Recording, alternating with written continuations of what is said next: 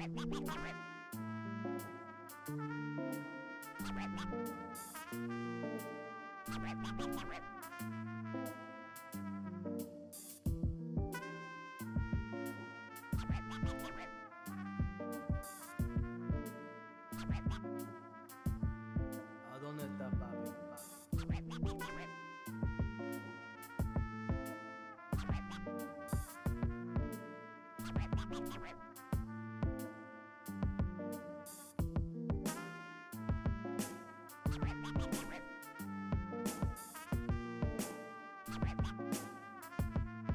dónde está papi?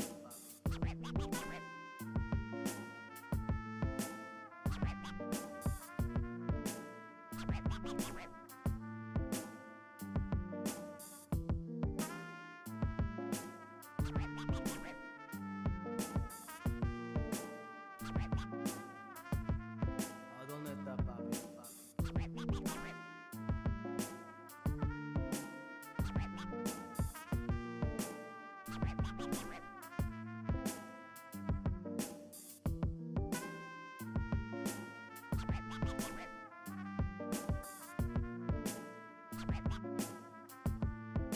está papi? ¿A dónde está papi? ¿A dónde está papi?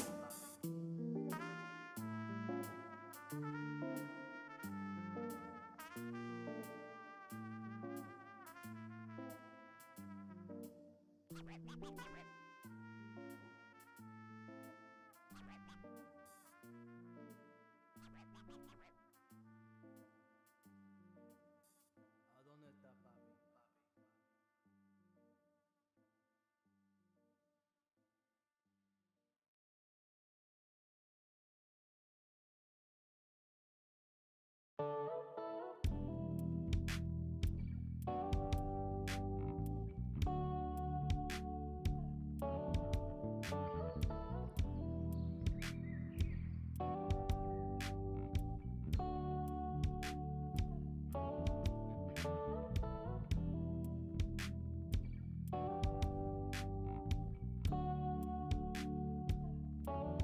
Welcome to the Wednesday stream. I hope everyone's having an awesome Wednesday. Welcome, everybody.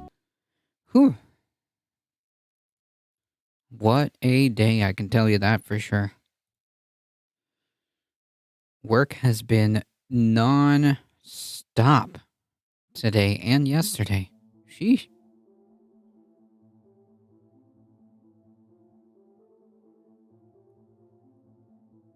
We'll try to get some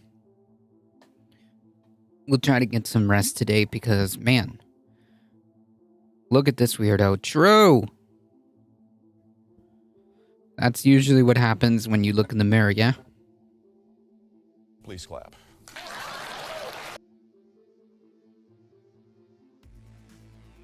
Welcome. How's it going, Lockwood? I'm not weird, I just barf. Please clap.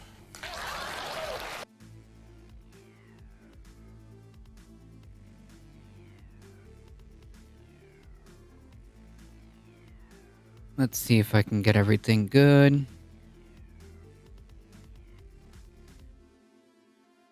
Oh man, I am super tired, folks. I'm gonna be honest, so we're gonna try to get through all of this.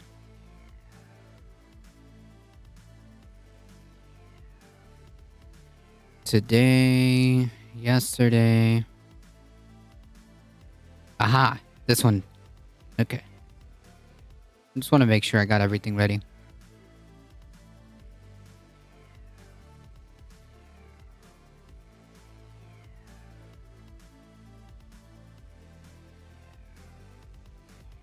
Get some tea and honey, that'll help. Yeah, I mean, that's good regardless. That's very good regardless. On the plus side, Bakita the cat is currently in studio, but she's actually chilling. She's sleeping. Surfer McGritty. I love this emote.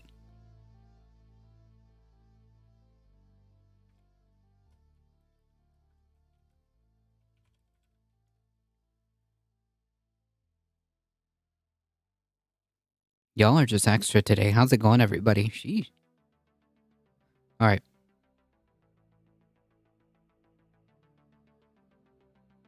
Let's kick off.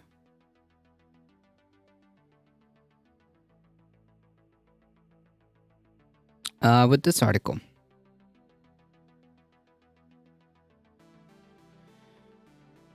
Gunfire damages North Carolina substation. However, no outages were caused, thankfully. The fact that this keeps happening is pretty disturbing in and of itself, but yeah. I thought I had a booty shaking emote, but apparently not. Yeah, I don't even know how I would make one.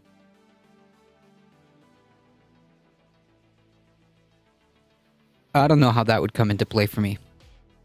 They are very, very funny.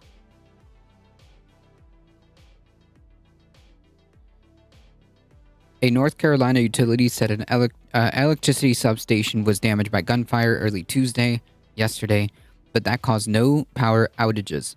The damage comes after a gunfire attack on multiple substations in Moore County, knocking out power to 45,000 customers for several days in early December. We went over this as well. There have been no arrests in those shootings. About a month into this, and we have no idea who did this. Yeah. But I also have a question. How often did this happen before and just wasn't reported? Honestly, a substation being hit with gunfire would probably be something that would get reported. So I'm gonna say I'm gonna take a shot in the dark here and say that this was not happening that often. This is a recent thing. We definitely got a lot of orange in the purple state. Yeah, see that.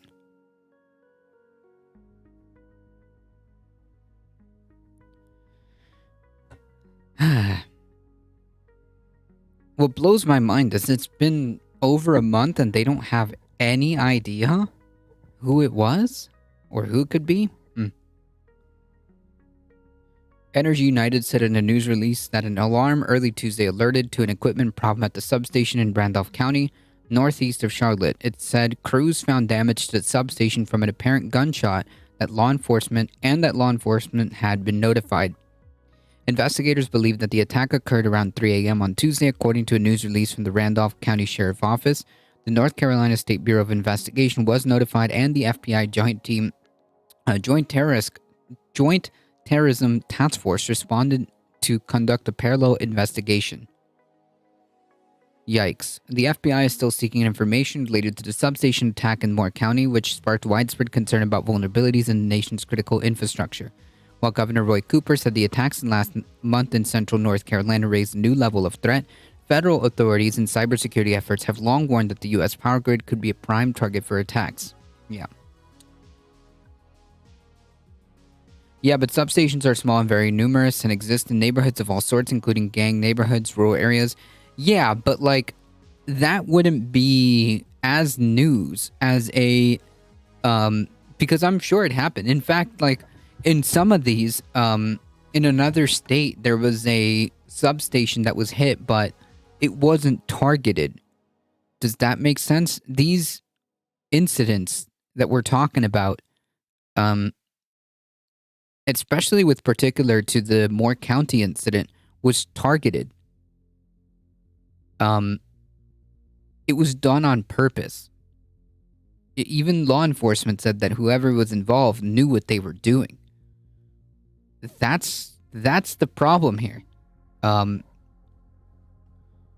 Because, I mean, if something, was an accident or not an accident, but like not intentional, like a stray, then it would be just reported as such. I don't think it would be that much of a, it wouldn't be as big of a story, if that makes sense.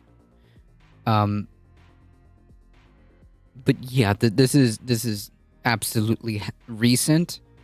The amount of times and the intentional side of it. So these are questions coming from ignorance. I know they happened, and that's about it. Yeah, like that. That's the reason why it's getting attention. Because like, yeah, sure. If it was like some random thing, then I'm sure that the news story wouldn't be as big. But yeah, it's the intentionality. While Governor Cooper said the attacks in last month raised a new level of threat, federal authorities and cybersecurity efforts have long warned that the U.S. power grid could be a prime target of attack. Power equipment in Washington, Oregon, and Nevada have also been vandalized in recent months. Lawmakers and public officials in affected states are calling for an increased security around electrical substations, but experts have cautioned the vastness of the power grid makes it difficult to protect. Energy United Electric Membership Corporation serves customers in parts of 19 North Carolina counties and says it's collaborating with federal, state, and local officials to share information and strengthen critical systems. Energy United continues to strive to deliver safe, reliable, blah, blah, blah. Corpo speak about we're looking into it and whatnot. Hannah Schoenbaum is a core member of the Associated Press. Yeah, okay, great. So another substation in North Carolina was damaged by gunfire. And we still don't know who did the other incidents in Moore County. We will definitely be keeping an eye out on this, because this is way disturbing, especially if it turns out to be a case of domestic terrorism. Certainly something to be aware of.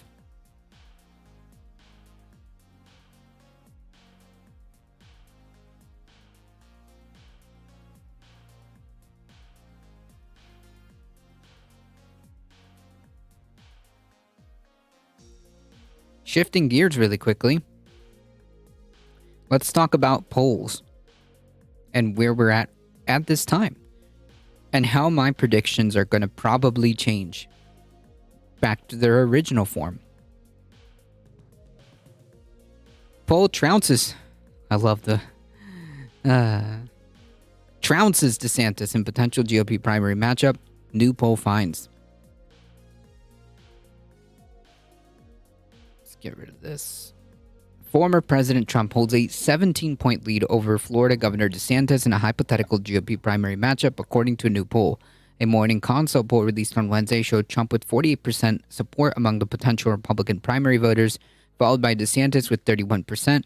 Trump's frontrunner position differs from some polls since the November midterm elections, which have shown DeSantis closing the gap with Trump or taking a lead in some cases.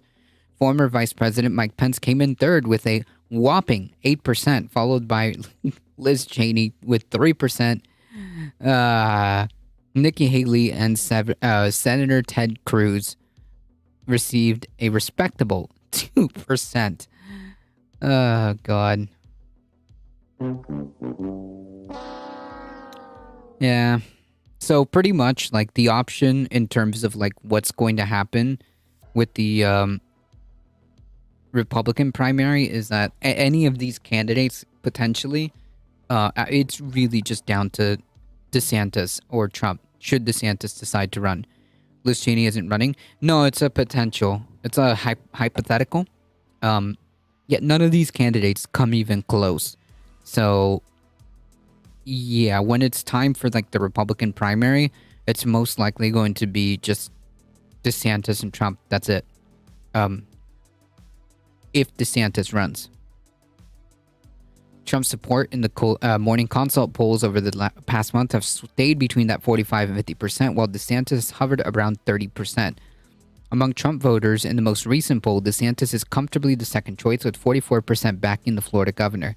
About 20% would support Pence, and 7% would support Cruz.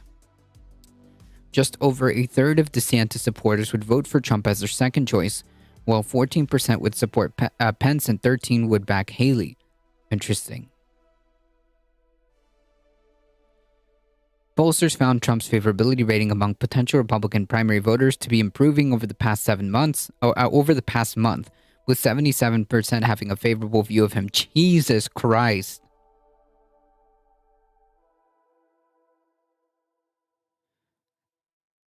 SV Harkin, how's it going? Who I don't know. These are just like I guess the more prominent names in the GOP, and they're just like, screw it. We're just gonna see how each one of these would do in a hypothetical. And quite frankly, it's not even close. It's not even close. There's no room for anyone else, quite frankly, other than Trump or DeSantis, should he choose to run. I mean, that's pretty much it. That's it. That's all you've got. I would have written in Manchin. Trump's net favorability rating, taken from subtracting the percentage who view him unfavorably from the percentage who view him favorably, passed 50% in the morning consult poll for the first time in almost a month. Almost 7 in 10 potential voters have a favorable view of DeSantis. Jesus. Imagine having a favorable view.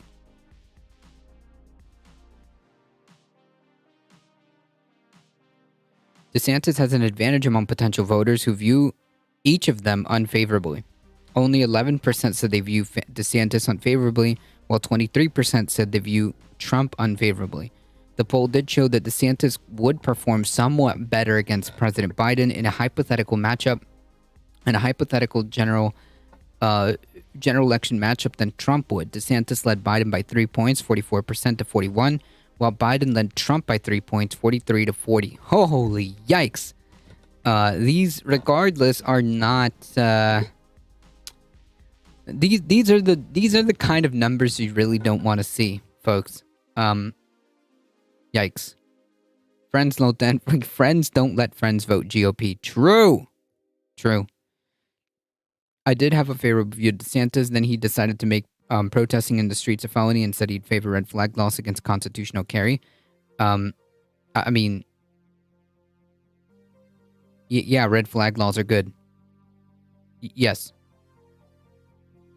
red flag laws are good, depending on the kind of red flags. But yeah, making protests a felony, the fact that he's authoritarian as fuck, the fact that he's completely on the whole like culture war bullshit. I mean, like, the motherfucker in a court case attempted to argue when making legislation against wokeness or CRT or whatever the fuck. Like, this is how you know that this is all fucking bullshit. This is all freaking bullshit.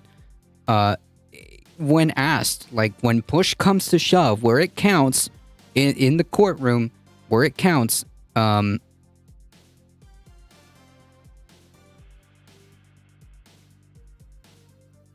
their definition of wokeness just means the mere acknowledgement of inequalities in American society.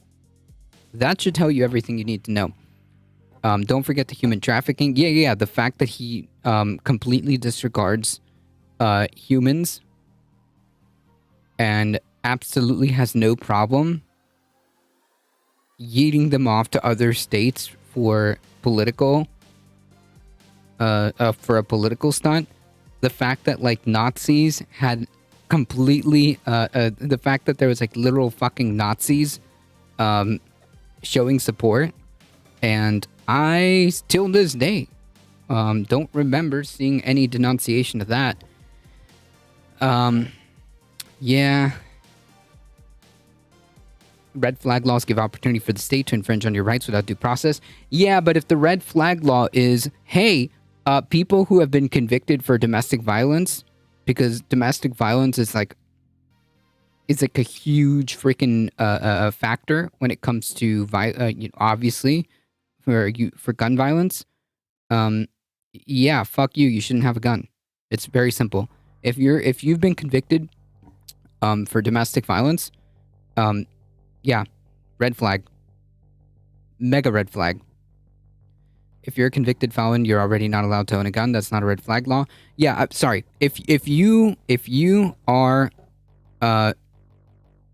if you are under investigation for domestic violence, okay?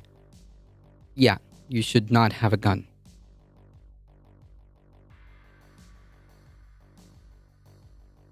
It's just that simple. Like, domestic violence is a pretty sensible indicator, in my opinion. A disgruntled ex can claim you hit them. Well, you have to prove it, right? Because, like, you can tell the cops that somebody hit you, but, like, okay. I err on the side of liberty. I err on the side of, like, common sense, dude. It's very simple. It's very simple.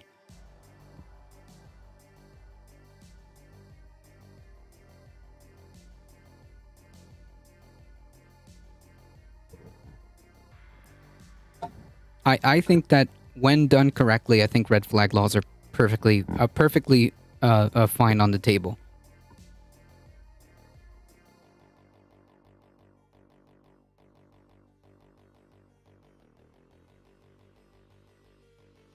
I think, like, Bo of the Fifth Column probably explains it better than I can, but yeah.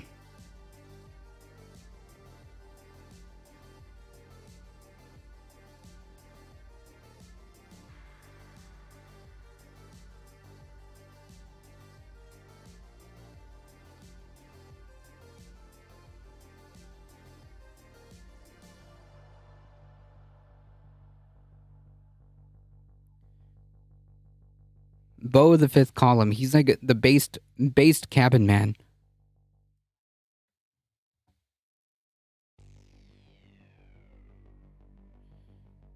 There was a video that he did, and towards the end, he explained, like, the usefulness of a situation when it comes to red flag laws. Because, like, yeah, dude, domestic violence,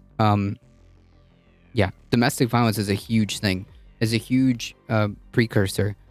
And sorry, like, yeah, dude, it's, I don't know. I'm just not comfortable with people who may have committed domestic violence to have access to firearms. Like, it's just that simple.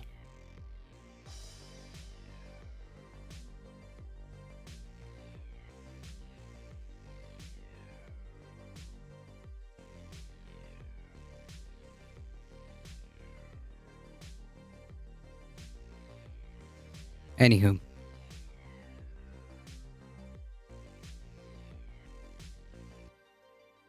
Trump became the first major Republican to jump in the race in November, but several other prominent Republicans have indicated they're considering running. DeSantis has not made a public announcement, but has been the subject of heavy speculation surrounding presidential ambitions. The polls conducted from January 13 to 15 among 829 potential Republican primary voters, the margin of error was 4 percentage points. So I think that, like, one of the main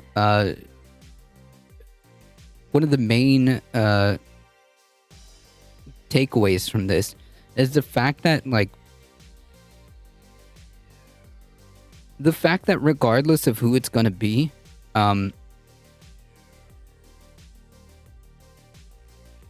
be listening, but I have a woman telling me to make dinner, so I'm making dinner. Peace. Yeah, you can listen. You can listen and cook. There you go. Easy peasy. I appreciate that, though. The one of the main takeaways is, A, it seems like maybe Trump's grip hasn't really loosened as much as people were beginning to think, including myself, with some of those polls that were coming out earlier that we talked about, where DeSantis seemed to have a formidable lead. It seems like maybe that's not as much of the case like we thought. It seems like Trump still has a very, very strong hold, not only just on the Republican Party, but on the base itself. And the other takeaway that we need to kind of make note of here is the fact that even if it's DeSantis or even if it's Trump who ends up being the nominee, the election in 2024 should, and it seems like they're going to go for it, regardless, should it be Joe Biden, it's going to be a coin flip, which is quite frankly unacceptable.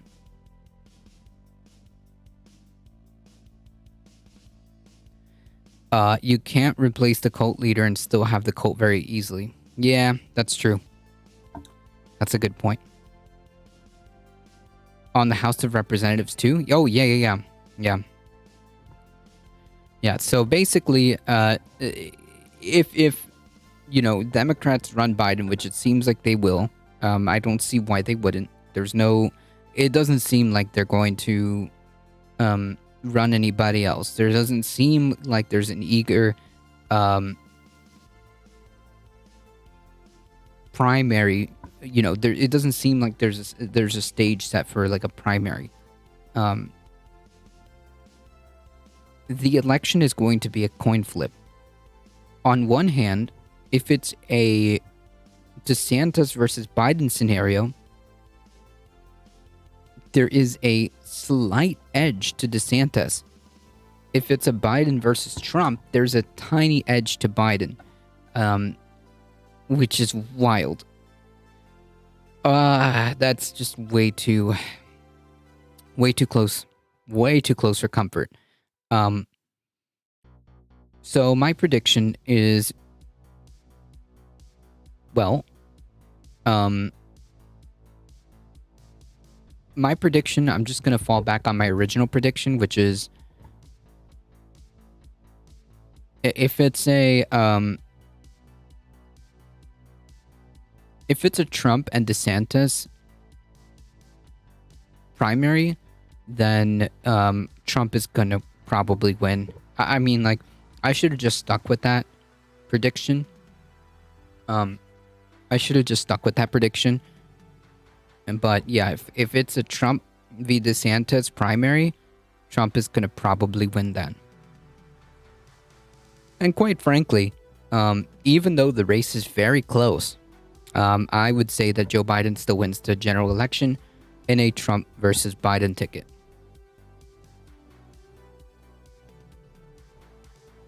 I bet he loses South Carolina to a newbie. What? Trump loses South Carolina to DeSantis?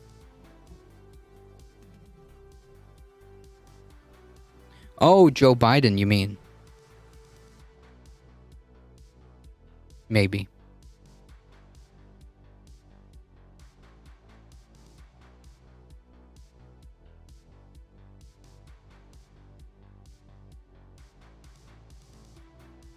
Maybe. But I don't see anybody really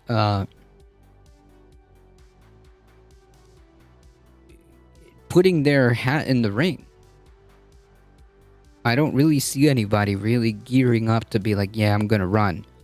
I mean, maybe Governor Newsom, maybe, but I don't really see anyone like getting ready to run, you know?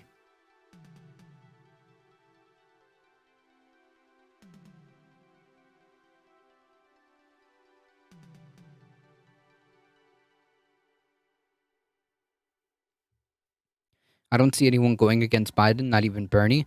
Oh, I don't think Bernie's gonna run again. I don't think so. I don't think so. Nobody saw Obama either. Yeah, but what I mean is like I don't see anybody filing. I don't see anybody like eager to really throw their hat in the ring.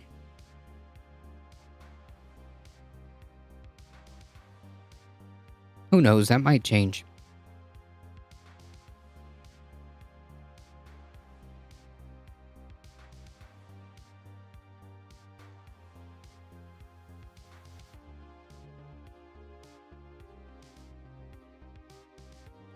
I want White House to run? Wait, who?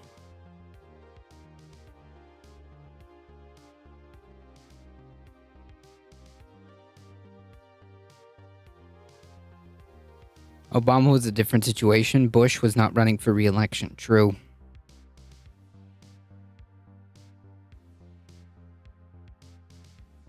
Oh, the Rhode Island senator?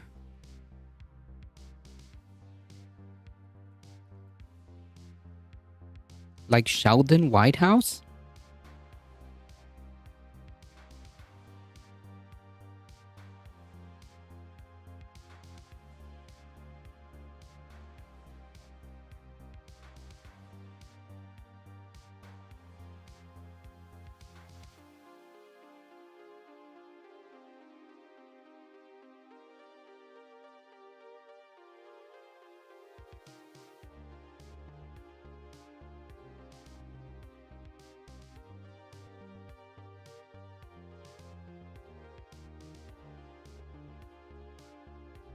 I mean, this is...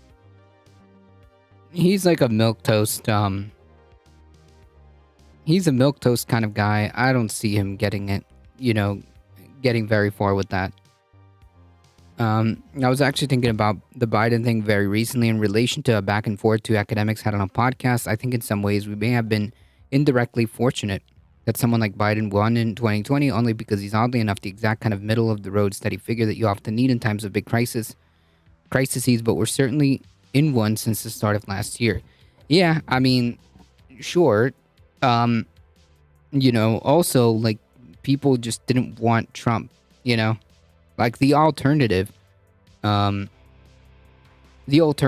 that, like, what, we do another round of chaos? I don't know. People weren't really going to go for that. However, this election, whole different ball game. I wonder sometimes what would happen if, instead of Biden, we had instead Bernie and his particularly staffed team in charge under the invasion of Russia, and if it would have played out differently. Some of the things that have been said in that time of certain Democrats have left me a little relieved that they weren't in charge. Yeah, I mean, but like, I don't think that, I don't think that the United States as a foreign policy would, I don't see a scenario where they wouldn't help, right? Obviously, it's an international perspective rather than domestic, so it benefits me as a European that it's Biden, but it may be benefits to ordinary Americans less so. Like, very much less so. But yeah.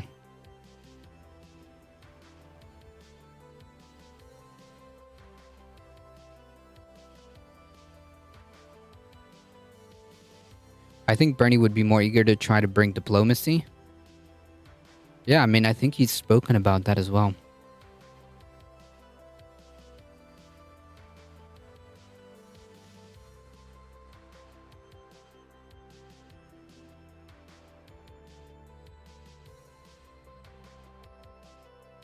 All right, so we're shifting our predictions here.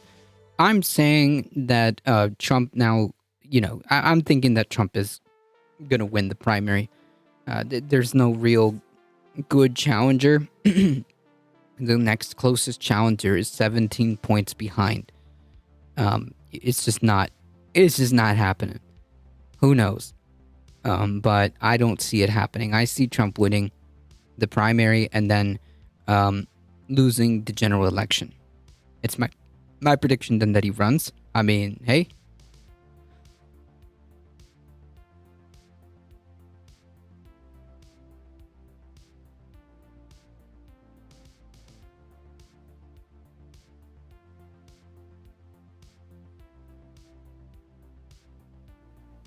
Shifting gears really quickly, Marjorie Taylor Greene and Paul Gosar get committee assignments. Nice!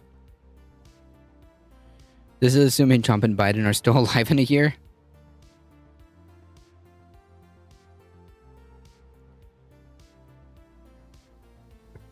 Republican Representatives Marjorie Taylor Greene and Paul Gosar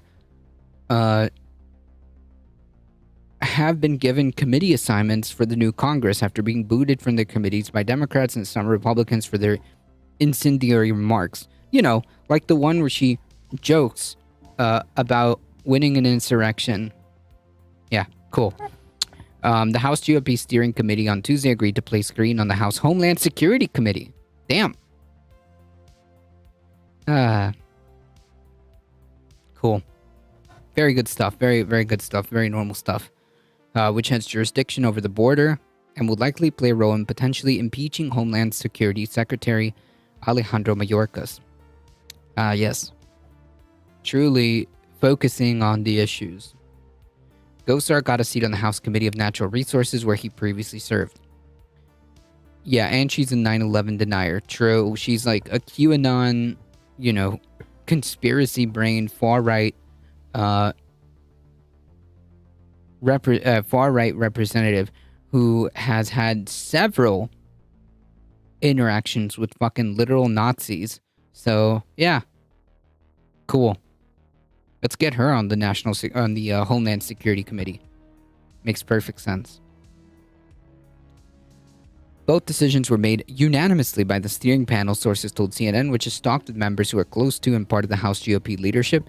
The committee rosters will need to be ratified by the entire House GOP, but typically the conference approves whatever the steering committee recommends. Cool. Nice meme. And apparently, just as a side note, George Santos has also been given a committee assignment. So that's cool. That's nice,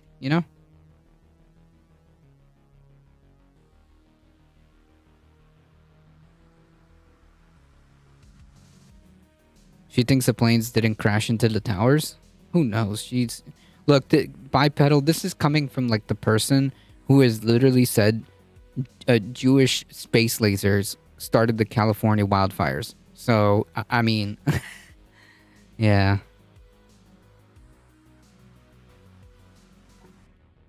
Green and Gosar were among several GOP hardliners.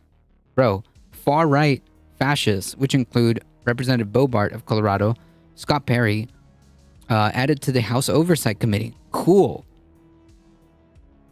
Nice.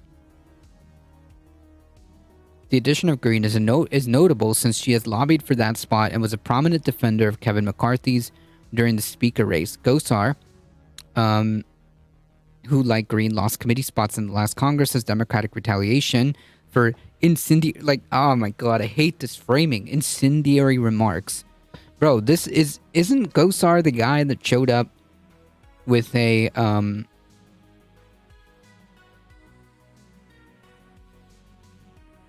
Isn't Gosar the one that showed up with with a bulletproof vest to January 6th? Who was it? On the upside, you have plenty of content. True.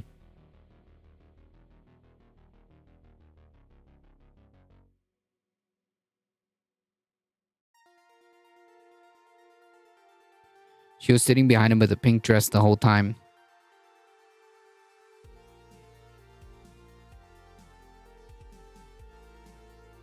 It was a definite oversight that they were added to the committee. Please clap. McCarthy has long vowed to put Green and Gosar back on committees, while he has pledged to kick some House Democrats off of theirs. Perry has ultimately supported McCarthy after opposing him. Bobart helped McCarthy win by voting present. In addition of the hardliners will give them the ability to shape some of the most aggressive investigations into the Biden administration. Both chambers of Congress are out of session for the week, but the steering committee is meeting Tuesday to nail down committee assignments for members of the Republican conference. Capitol Hill observers who have been waiting. Oh, it was Mo Brooks. Gotcha. Mo Brooks. Gotcha. Never mind. Cosmic Seeking, how's it going? Who have been waiting to see which lawmakers will end up on which committees. The new GOP-controlled House, given the role those panels will play in investigating the Biden administration. Cool. Yep. Just, really hammering down on the important issues for the American people, right? Roger Williams, a Texas Republican who is chairing the Small Business Committee, told CNN that embattled freshman Representative George Santos will be named to his panel. Nice! Santos faced calls for resignation, including from Republicans, following the revelation that he repeatedly lied about his resume and identity. With the metal detector gone, though, all need body armor. True. Gosar was one of the present voters. Yep. I don't condone what he's done, and I don't think anybody does, but that's not my role. He was elected, and he represents 1 million people. Oh, cool. So, yeah, dude, principles be damned. Gotcha. Nice. Santos was also awarded on the seat of the House of Science, Space, and Technology Committee. Cool. Let me get this right. The serial con man, liar, gets a seat on Czech's notes. The House Science, Space, and Technology Committee. Yeah. Cool. Makes sense. The House voted in February of 21 to remove Green from her committee assignments following incendiary and violent past statements that including that she repeatedly indicated support for executing prominent Democratic politicians before being elected to Congress. Yeah, I mean, like, again, the fact that there is still video out there, I have no idea why this person is still in Congress.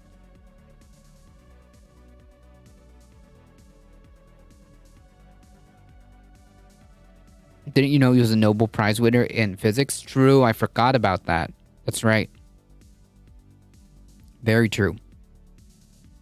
In November of 21, House voted to censure Gosar and remove him from his committees after he posted a photoshopped anime video to social media appearing to kill Democratic Representative AOC and attacking President Biden. McCarthy repeatedly cited Democrats Adam Schiff and Eric Swalwell, both of California, and Ilhan Omar of Minnesota, of examples of Democratic lawmakers whom he would remove from their committee assignments. Yeah, not surprised. Schiff and Swalwell serve on the House Intelligence Committee, while Omar serves on the House Foreign Affairs Committee. Yeah.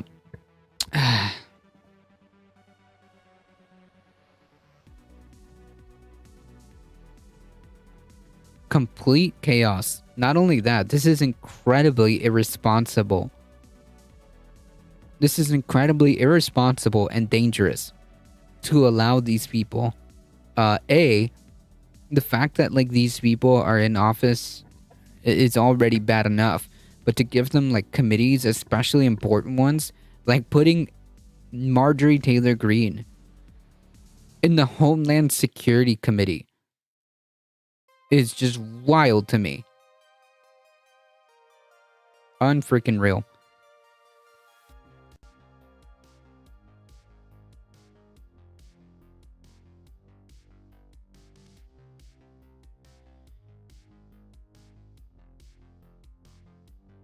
Jeffries is amazingly silent about this.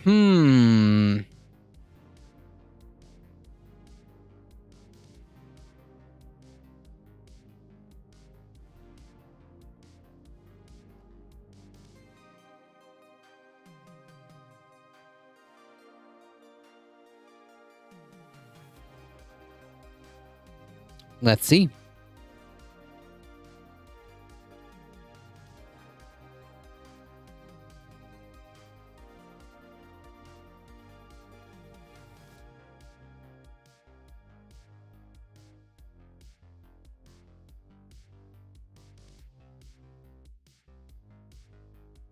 Yep, just cringe tweets is what we get.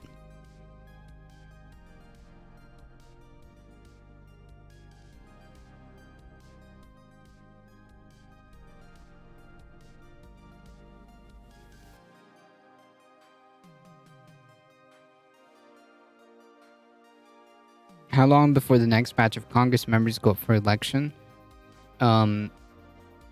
Yeah, 2024.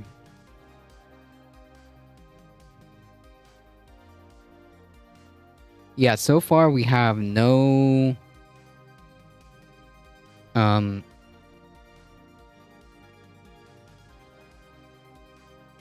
mention of anything regarding these committee formations and assignments. Yeah, nothing. Nothing.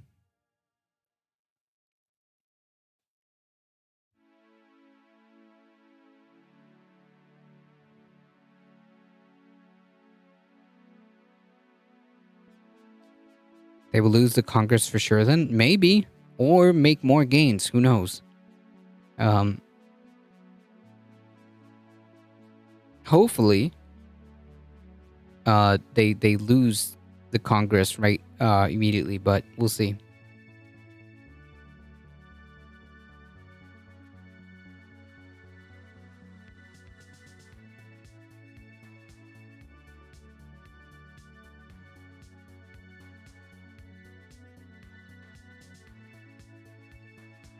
Yeah, nothing here.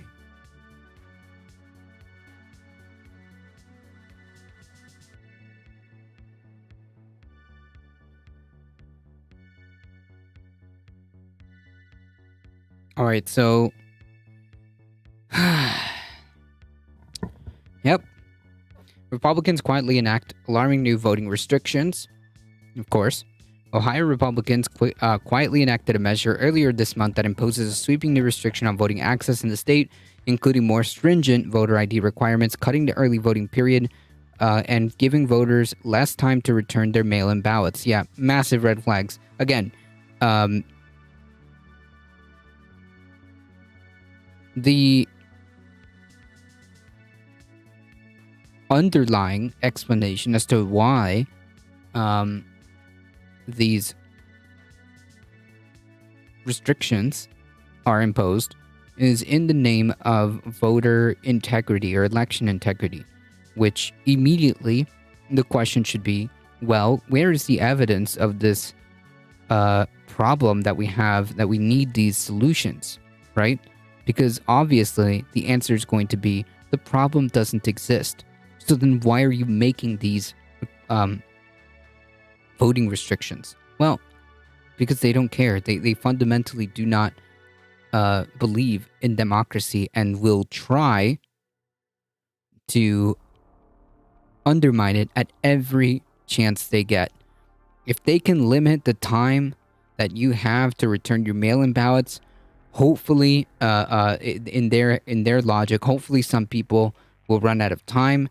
If they can cut early voting, then hopefully, again, this is in their heads, will make less people be able to make it to the ballot box, which is the idea. I mean, it's gross. It's gross. They know that if elections were fair, they'd never win. Yeah.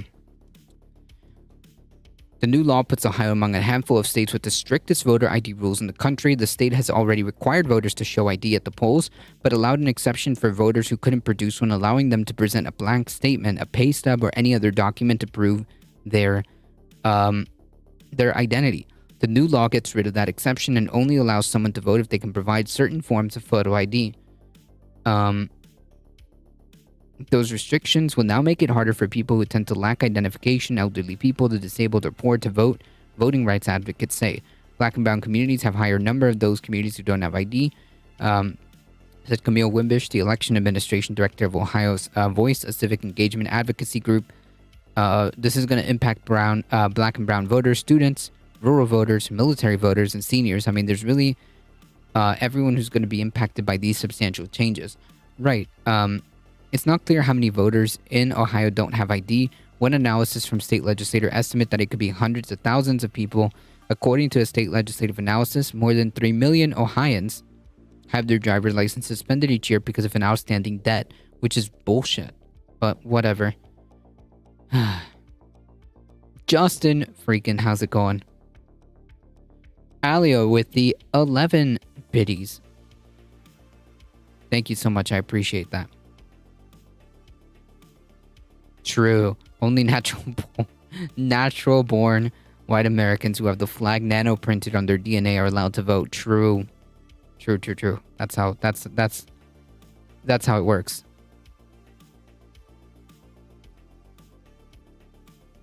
About 98% of those who vote in the state use a photo ID, said Rob Nichols, a spokesperson for Frank LaRosse, the state's top election official. More than 8 million people are registered to vote in the state.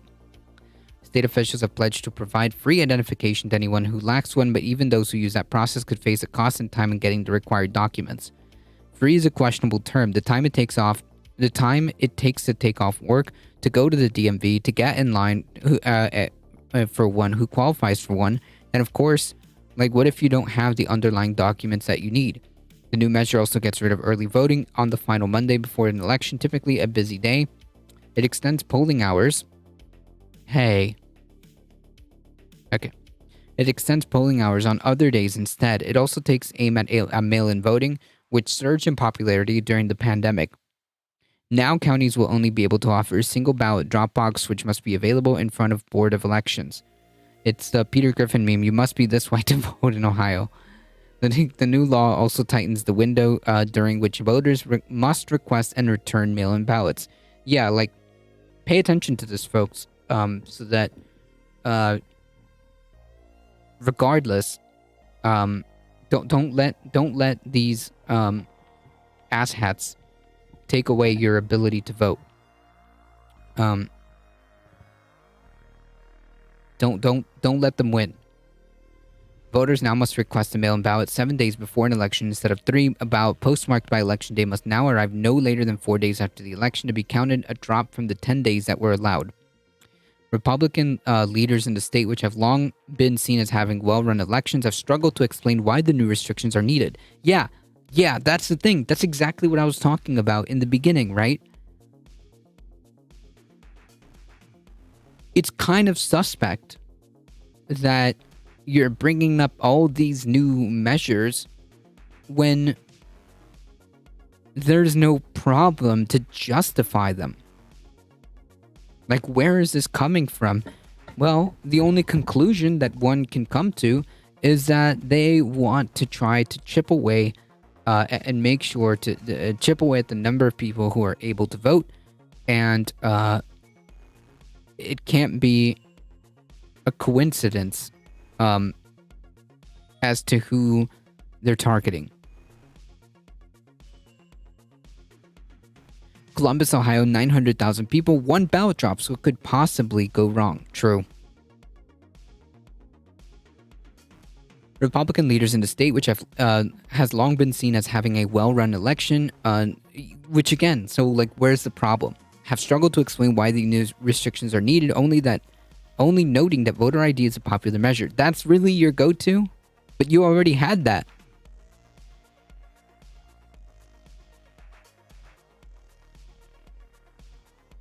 So that doesn't make sense. That's a non-answer. Yeah, you kind of have to question that, right? Like, just out of logic, just out of a pure a logical standpoint. If there is no problem, then explain to me why these restrictions are needed. And the only answer you have is that voter ID. But it's not just voter ID that you did. You limited the amount of time that people have to request their ballots. You limited the amount of time that people have to turn in their ballots, if it's a mail-in ballot specifically, which again, you also limited the early voting. You're limiting the amount of ballot drop boxes, increasing the likelihood of errors, which, if you have a well-running election, why are you trying to mess with that? That's kind of strange.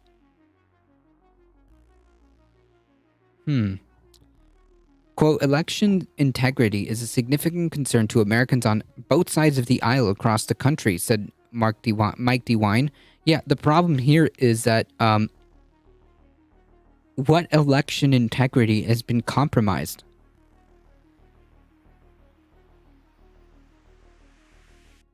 That's my point. Well, obviously, like the Mott and Bailey is no shit. Yeah, everybody cares about election integrity, right? But where is the issues that are necessitating these solutions? Well, the answer to that is there are no problems. So then, immediately, why are you implementing these measures? No good answers. None of those quotes are good answers.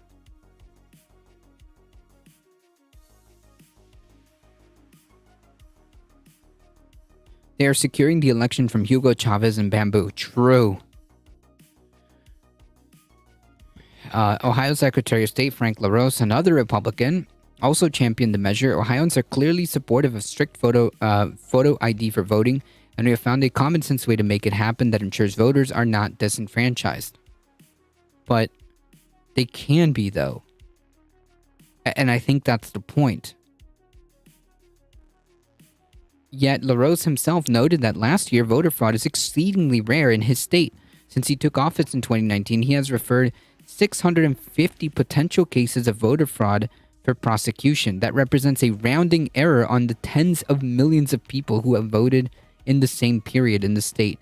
6 million people voted in the 2020 election alone.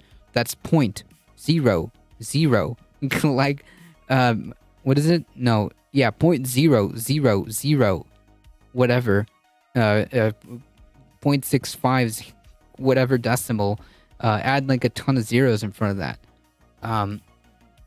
So again, I ask, why are these measures necessary? What problem are you trying to solve? We don't have a problem with voter impersonation, which is the only thing a highly strict voter ID will fix. Right. What problem is needing to be solved? So yeah, like anytime these fucking conservatives talk about voter ID and election integrity, it almost kind of seems like they don't really, it almost ends up being not about election integrity, right? Very interesting. In tightening its voting laws, Ohio, a politically competitive state, has become more solidly Republican, joins a number of states that have moved to restrict voting access in recent years. Republican leaders in those states, which include Georgia, of course, Florida, of course, and Texas, have similarly cited the need to improve voter confidence as justification for the measure. Which, again, what? Didn't Florida have, like... Florida is pretty decent when it comes to, voter ID. When it comes to, elections. I mean, Florida had already its results almost the same, day. Florida ran a pretty damn good election when it comes to counting and tallying up the results. So clearly there's no problem to be solved here. Yeah, it's a poll tax because there's no such thing as a free ID. Yeah, I mean, they explained that even if the ID is free, it's not really, right? Because, well, you have to take time off work, you have to have the documents. If you don't have the documents, you're gonna have to probably pay for them to have copies of them sent to you. It's not free. Voter confidence is a great metric for them because it doesn't have to be based on anything but feels true. It's a Mott and Bailey, right? Because no shit, everybody wants to be confident that their elections are, being run well. How's it going, Evil Robot Jeff and the Simulacra? Welcome. Yeah, it's a Mott and Bailey because no shit, everybody wants their elections to be run, well. The new law came after the 2020 election, which saw record turnout, including a surging number from Black, Hispanic, and other minority voters. The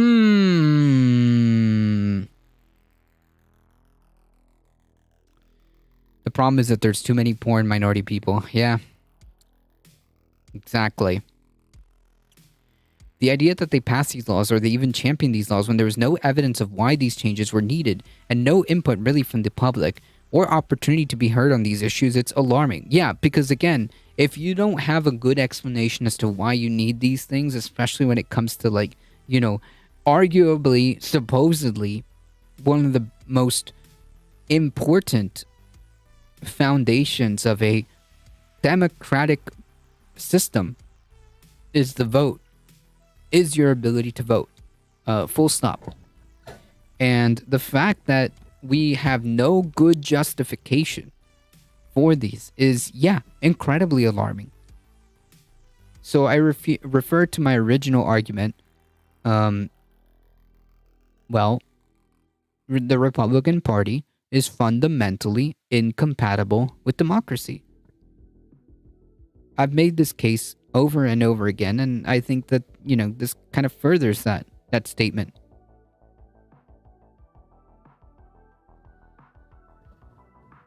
They also want to raise the voting age because of Gen Z. Ha, yeah. Brought to you by the same party that wants smaller government and the same party that, quote, values freedom. Cool.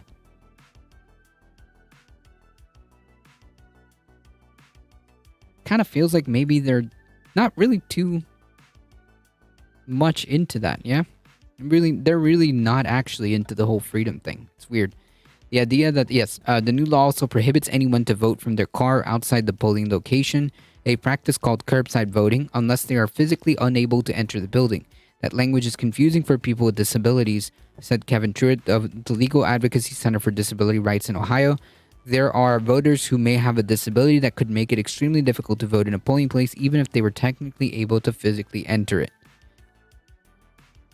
There may be other reasons beyond just a physical inability to enter the polling place why someone may need to vote by curbside voting. There's going to be a need just beyond physical inability to enter the polling place. A person could be blind and they're physically able to enter the polling place. Voting advocates also raised alarm over the way the legislation was passed. As state lawmakers convened for a lame duck session in December of last year, they abruptly inserted all of these new restrictions into an uncontroversial bill.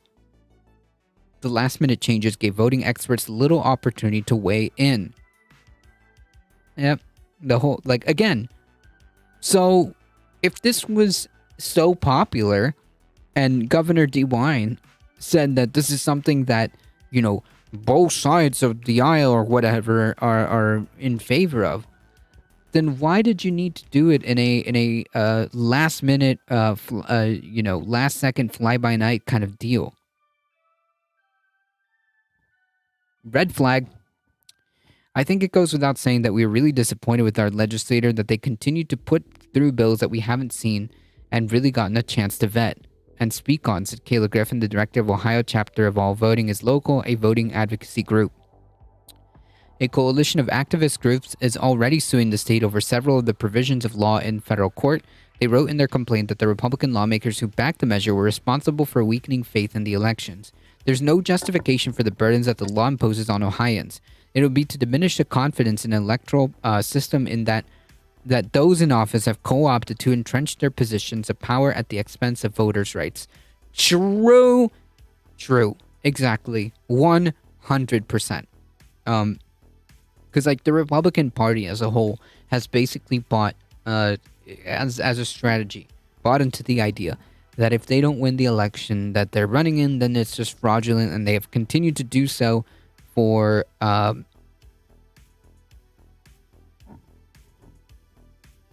years at this point. They're the ones that are diminishing confidence in the electoral system, and on purpose. They're doing it on purpose. Because once again, I'll refer you to my original argument. The Republican Party is just fundamentally incompatible with democracy. That's it. And it's not just the federal Republican Party. It's not just a couple of them. It's not just a fringe element. It's the Republican Party as a whole.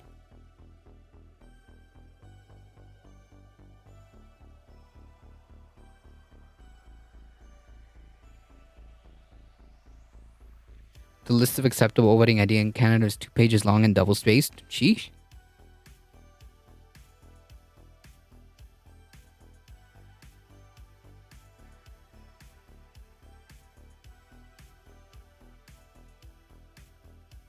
Alright, we've got one... Back in 2020... Hey, hold on.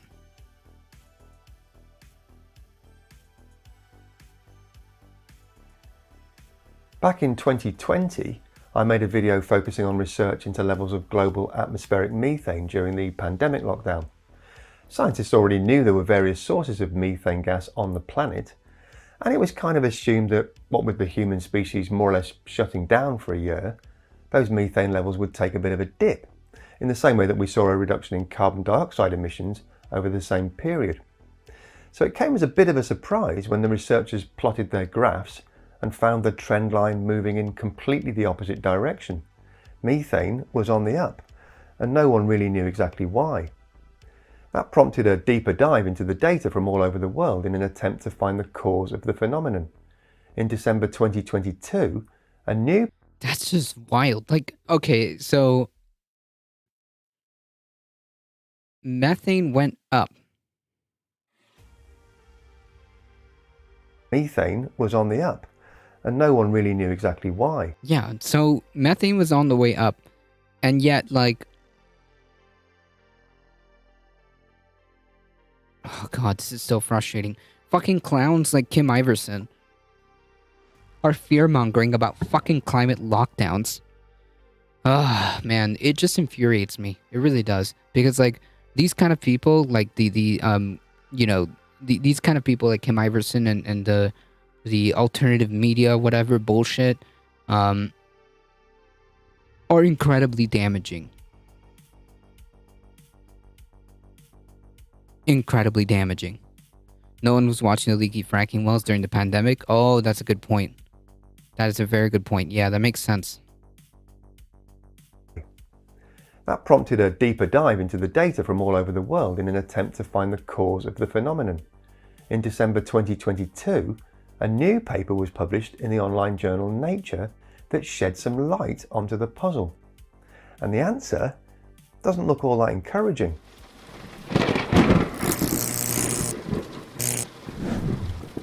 Hello, and welcome to Just Have a Think. So what's all this kerfuffle about methane levels then? Well, as I'm sure you know, methane is a greenhouse gas, just like carbon dioxide, only way more potent.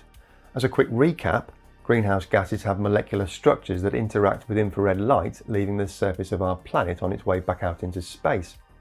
Those molecules can absorb a photon of infrared light and use that energy to vibrate their atoms. In the case of CO2, it's the two oxygen atoms either side of the carbon atom that do the vibrating. That very slightly warms up other molecules in the air like nitrogen and oxygen. Eventually the photon escapes, but there's no guarantee which direction it'll be pointing in when it does. It might carry on its journey back out of our atmosphere, or it might get bounced back down to Earth again. A methane molecule is 1 carbon and 4 hydrogen atoms. Those 4 hydrogen atoms can vibrate in all sorts of different combinations, and for reasons that are very much outside the scope of this video, that molecular structure means that over a 20-year time scale, methane is 84 times more effective at trapping heat than CO2. It does get broken down much more easily though, as a result of interactions with things called hydroxyl radicals in the air. So on a 100-year timescale, which is the timescale used by this IPCC global warming potential chart, methane is only about 28 times more potent than CO2. That's still not ideal though, is it? Especially if we're trying to reduce overall atmospheric greenhouse gas levels by 45%. True, and what's important,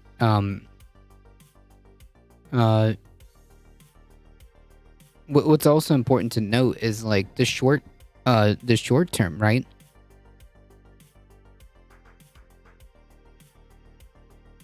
It don't matter 100 years down the road if like all this methane has done like the fucking damage already, right? In the next 7 years. So where was all the extra methane coming from then? Well, to answer that question, the boffins had to look at all the usual suspects, including production emissions from oil and gas, as well as fugitive emissions from their pipelines, plus emissions from the waste treatment industry and from agriculture, as well as biological processes in wetlands and, of course, thawing permafrost in the Arctic Circle. What the researchers found was that as the global human machine ground to a halt, methane emissions that were directly attributable to human activities did actually go down, as you'd expect. So that's the reduced use of fossil fuels and lower agricultural and waste treatment activity that I just mentioned. The team also registered a significant reduction in air pollutants like hydrocarbons, carbon monoxide and nitrogen dioxide, which was something that was widely celebrated at the time and that we covered here on the channel in these pretty astonishing before and after photographs from some of the most famously polluted locations on Earth. It was undoubtedly fantastic news for the people and animals that lived in those areas, but as I'm sure you've already guessed, there was a much more sinister flip side to this positive environmental cleanup. No doubt many of you good folks out there will know about the slight dimming effect that air pollution has in those locations. It keeps local atmospheric temperatures artificially lower than they would otherwise be. With the particulates vastly reduced, more sunlight was able to get through to the surface, and as a result we saw warmer and wetter conditions in the Northern Hemisphere during 2020. Those Methane is a conditions just happened hydrocarbon? to be Gotcha. perfect for causing methane to bubble up from vast areas of wetland, which potentially sets up one of those extremely annoying feedback loops that I occasionally refer to. The warmer and wetter it gets, the more methane seeps out of the ground, making the atmosphere warmer and therefore wetter, because for every 1 degree Celsius of warming, the atmosphere can hold on to 7% more moisture, which means more methane released, and so on and so on. But on top of that, it turns out that those pollutants also contribute significantly to the creation of hydroxyl radicals in the atmosphere, which are those methane chompers that I mentioned earlier. Hydroxyls are extremely fleeting and exist in tiny quantities, but nevertheless, they convert about 85% of all atmospheric methane into water and carbon dioxide. Analysis showed that atmospheric hydroxyl concentrations were about 1.6% lower in 2020 compared to the previous year, mainly as a result of the huge global reduction in nitrogen oxide or NOx emissions, which come predominantly from the burning of fossil fuels. When the researchers simulated the effects of these fluctuations, they found that a 20% reduction in NOx emissions could result in a doubling in the speed of atmospheric methane accumulation. So that seems to have gone some way towards helping our scientists understand the unexpected rise in methane levels in 2020.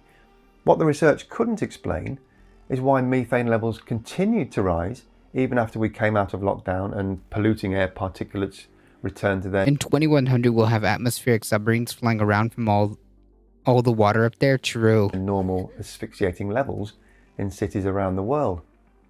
Atmospheric methane concentrations actually hit a new record in 2021, hitting more than 1900 parts per billion, as we discovered in a recent video on the subject. That means methane levels are now 2.6 times higher than they were just prior to the Industrial Revolution. The paper's authors suggest that lower nitrogen oxide emissions from transport in the United States and India, combined with generally less air travel as a result of ongoing pandemic restrictions, may have played a part. But in a recent interview with phys.org online, Professor of Earth Sciences at Royal Holloway University, Ewan Nisbet, said, "As yet, we don't have detailed studies, but something very dramatic seems to be going on."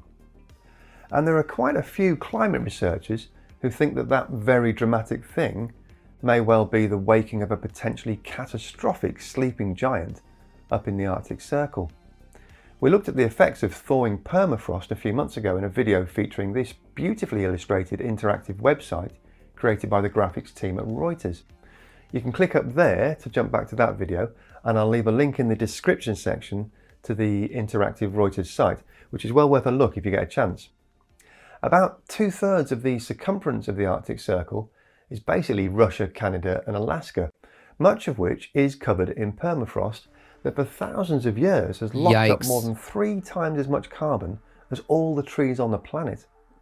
But the Arctic is warming at least 3 times faster than the global average, and that's causing permafrost to start thawing out in many regions, which means all the infrastructure like roads and houses that's been built on top of it is now subsiding.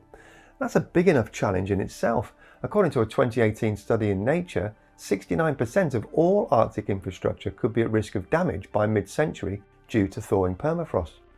And those areas have more than 3.6 million inhabitants. But it's the methane release that really has the scientists worried. Permafrost contains organic matter from dead plants and animals, and as it thaws out... Jesus Christ. Tons of sequestered carbon in the permafrost? Yes. Yes, that is very true. Holy yikes, this is just getting worse. Microbes start digesting the newly available material, and that process releases massive quantities of methane into the atmosphere. This NASA article, published in September 2022, took a look at the phenomenon of thermokarst lakes in Alaska, which form as permafrost thaws out. The state's got millions of these things, most of which are extremely old and which long ago released any trapped methane, but newer lakes are now forming more and more rapidly every year. NASA's conducting a research program that they call the Arctic Boreal Vulnerability Experiment, or ABOVE, in an attempt to gain a greater understanding of how these lakes form and how they affect the atmosphere. It seems that permafrost thaw can occasionally form chimneys under lakes that allow methane and other gases that were previously trapped deep underground to escape. Those gases bubble up to the lake's surface and release into the atmosphere. As the lake freezes in the winter, the gas bubbles can prevent ice from forming and create pockets of open water that continue emitting methane throughout the season. Way over in the Laptev Sea and the East Siberian Arctic shelf, methane comes in the form of underwater hydrates. The water here would normally be at or below freezing point, keeping the subsurface permafrost nice and permanent. But in 2020, Siberian temperatures averaged 5 degrees warmer than normal between January and June, and the Arctic shelf waters were several degrees above freezing for long periods during the year. During that period, the International Shelf Study Expedition analysed methane hydrates at 6 monitoring points over a slope area 150 kilometres long and 10 kilometres wide. Holy yikes, Batman. Imagine how many of these lakes are under the Antarctic ice sheets. Sheesh. Yeah, that's an omega yikes. And like the Just Have a Think guy said, that's a sleeping giant right there. Hoo boy. Across the shelf and regularly measured surface methane concentrations up to 8 times higher than normal. There are estimated to be around 1,400 billion tonnes of carbon locked up in subsea hydrates. Jesus. And the United States Geological Survey lists Arctic hydrate destabilisation as one of the 4 most serious scenarios for climate change. So perhaps our little global experiment in switching off human-induced pollution and greenhouse gas emissions during the COVID pandemic inadvertently provided yet another nudge towards a climate tipping point that apparently continued to accelerate through 2021 and may still be picking up pace right now. That doesn't mean we shouldn't still be straining every sinew to reach the ambitious greenhouse gas emissions reductions targets set out by the IPCC though. Using the COVID blip as yet another excuse for inaction would be a very bad idea indeed. Climate scientists and the vast majority of global political leaders now agree that moving away from fossil fuel combustion as fast as possible is absolutely essential to the long-term habitability of our planet. But unexpected consequences like those we've looked at today will need to be confronted and factored into the overall mitigation strategy. No doubt you've got your views on this one, so why not jump down to the comments? Yeah, man, this just goes to show that, you know, the Earth's systems is very, very complex. And one thing can quite possibly create several domino effects that we haven't really understood. Now, how about forget sucking up the CO2 and try sucking up atmospheric CH4 instead? Yeah, I mean, do we even have technology for that? I mean, he did say that hydroxyl radicals are the ones that kind of eat up the methane, but really, it's a multi-pronged attack. It's a multi-pronged attack because you have to reduce emissions. You have to stop using fossil fuels.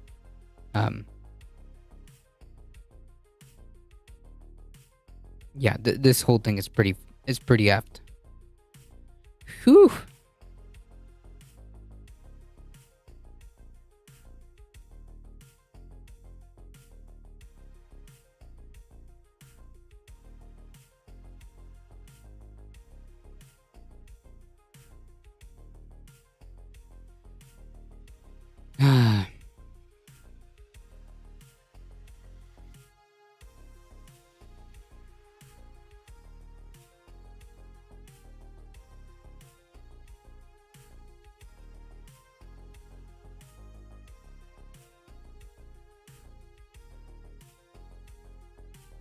I don't even know if we have enough, if we have technology to suck up methane. What the heck is this weather? I'm in Central California and we were under flood evacuations for about a week because local officials were worried that the river near us would be breached as it did further up. But we live near where the river empties into the ocean, and thanks to low tide and a widened mouth, that didn't end up being a problem. I know this because we didn't evacuate. But, before you get mad at me, we did watch the river very closely. It was fine. But that was my personal drama with the floods. If you pull those hydroxyls up from Hey the y'all, seabed, it's Becky they'll here evaporate from into the the atmosphere. Beckosphere, where we talk about climate news. Gotcha. If we remove carbon from the ocean will suck up a lot of that carbon. Then if we scale up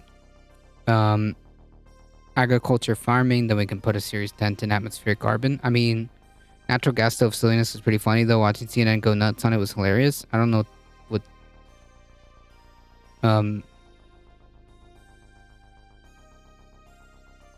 what? What does it have to do with anything we're talking about? And solutions. If you want to Honestly, like, yeah, I think we should move towards electrifying as many, removing ourselves from fossil fuels in as many ways as possible. The video you were watching about methane emissions? How does this have to do with stoves? You haven't seen Stovegate? Yeah, I know what Stovegate is. I'm just wondering what this has to do with what I'm talking about. Agriculture is already one of the worst greenhouse emitters. True. Yes, it is. Yes, it is. Honestly, we should be moving towards more electrification as fast as possible. It's that simple. stay up to date on this important topic, hit that subscribe button below and ring the bell so you don't miss every single time I post. Anyways, let's get back into talking about the California rainfall events. Overall, we here have been pretty lucky because we didn't flood and our power never went out. Many people, even within the same county, can't say the same thing. And we were super surprised that the power didn't go out given the hurricane-forced winds that we've had, and that PG&E has cut our power for much less. Tens of thousands of people lost power in the state, with one of our friends in Santa Cruz Mountains being left without power for 9 days straight. It seems like the Bay Area, Santa Cruz, and Southern California have been... The only way to get rid of this stuff is to inject it deep into the oil wells? Wait, what?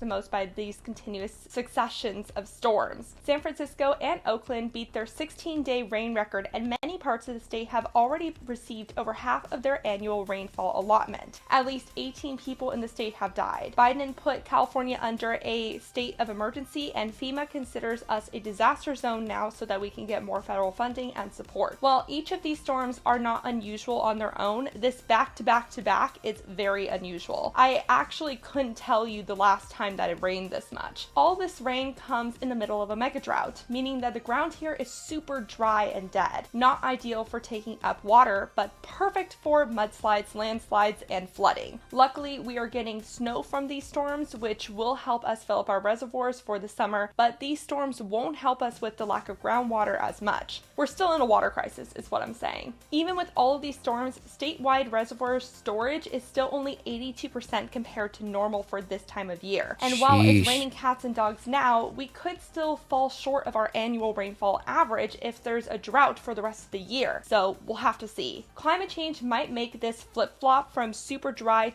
and hot to drenched more often, and warmer air holds more moisture, which means more water to drop in places. This rush of atmospheric river draws comparisons to the mega flood in 1861 and 1862. Holy in shit. that event, rain events hit the state continuously for 43 to 45 days, leaving whole cities underwater. The storm started with a heavy, cold snow, followed immediately by very warm rain that washed down all that snow. Compared to that, this was mild, but scientists expect it to happen again, which would likely result in more economic damage than the big earthquake California's been expecting my whole life. If you live in California, let me know how you have been doing with all this rain in the comment section below. Jeez. Zimbabwe and Zambia wish that it had rain like this because the Kariba Lake, which is made via the world's largest man-made dam in the 1950s, has reached record lows due to the drought. On December Yikes. 28th, it dropped below 1% capacity, according to the Zambezi River Authority. The lake's water comes from the Zambezi River, which flows right between the two countries. Yeah, carbon capture and storage is difficult, expensive, and not ready to deploy at a wide scale. Yeah, I agree with that. So the best thing that we can do is use the stuff that is readily available now, which is electrification of as many sources as possible, renewable instead of fossil fuels, so on and so forth. I mean, yeah. The TLDR is that we need to get off fossil fuels. Countries. The hydroelectric dam provides power for millions of people, so energy companies are having to make some difficult decisions right now. Normally, Yeah, each stop country producing the is gases allotted a totally in the little first over place, yes. 1,000 megawatts of electricity we from the can dam, do but now that. they're only receiving less than 400 megawatts. That means no electricity for large portions of the day, which is causing the countries to take big economic hits. If this continues, it could also cause food insecurity due to lack of refrigeration availability. The drought is also hurting the fishing and agriculture industries too. The rainy season from now until March in those countries, so we'll see if they receive any relief. Before we move on to the climate mitigation news, I want to mention the record-breaking heat wave Europe entered 2023 with. Temperatures were about 30 degrees Fahrenheit or 20 degrees Celsius hotter than usual on New Year's Day across the central and northwestern Europe, dumbfounding scientists. Many took to Twitter to say they had never seen anything like it, calling it Europe's most severe heat wave in modern history. Bad news for the snowpacks, but ironically good news for the energy crisis, as many were able to switch off or turn down their heaters. But to further emphasize what we might be getting ourselves into this year, I've seen 2 micro videos from 2 of YouTube's climate scientists so far expressing concern for this year's temperatures. 2023 will be one of the hottest years that humans have ever recorded. If you thought 2022 was hot, oh boy, just wait till you see 2023. Because the planet is heating up, every single year since 1983 has, at the time, been in the top 10 hottest years ever recorded. So in some ways, predicting that 2023 will be one of the hottest years ever recorded is a bit like predicting that summer will be hotter than winter. I mean, that's just how the physics of the climate works. And this year, La Nina gives way to her hotter brother, El Nino. El Nino tends to amplify temperatures in Northern Europe and North America, increases droughts in Africa and Australia. Holy shit. But it was a lot closer than anybody really thought. What the heck is this imprisonment? Help us with the lack of groundwater drop in places. Lows, electricity, receive temperature. Of the climate works. And this year, La Nina gives way to her hotter brother, El Nino. El Nino tends to amplify temperature. Climate Adam said 2022 is going to be the hottest. What? He said 2023. What? In Northern Europe and North America, increases droughts in Africa and Australia. The point that they're making is that the trends in temperature continue to be hot. Yeah, that's you can kind of see that. No shit. But just to be clear, he's not saying anything controversial.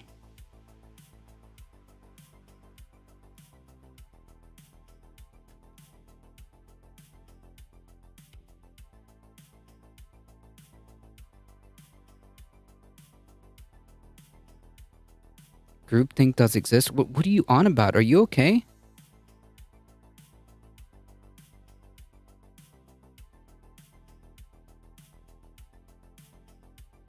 last 10 years are the hottest on record, so 2023 will be hot too. Yeah, 100%. This isn't like a controversial take. Just to be clear, like, you know that you have the ability to type out these messages, right? So that means that you can think about what you type out, right? Conservatoid. You appeal to his comment not being controversial. I simply reflected groupthink I think exists, hence a lot of opinions can... What? This isn't groupthink. This is pretty much well-documented science.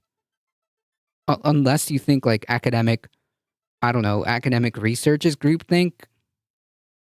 Whatever, dude. You're not making any sense. Lots of opinion. Yeah, the opinion that the planet is warming and that we're causing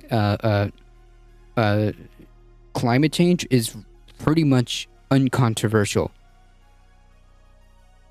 This is as like known as like, I don't know, the Earth is round. Okay, saying that climate change is A, happening, and B, caused by our emissions and our actions is about as uncontroversial as saying the Earth is round. Yes, appealing to something being uncontroversial isn't an argument, nor is it persuasive. Why? Because we know that groupthink exists.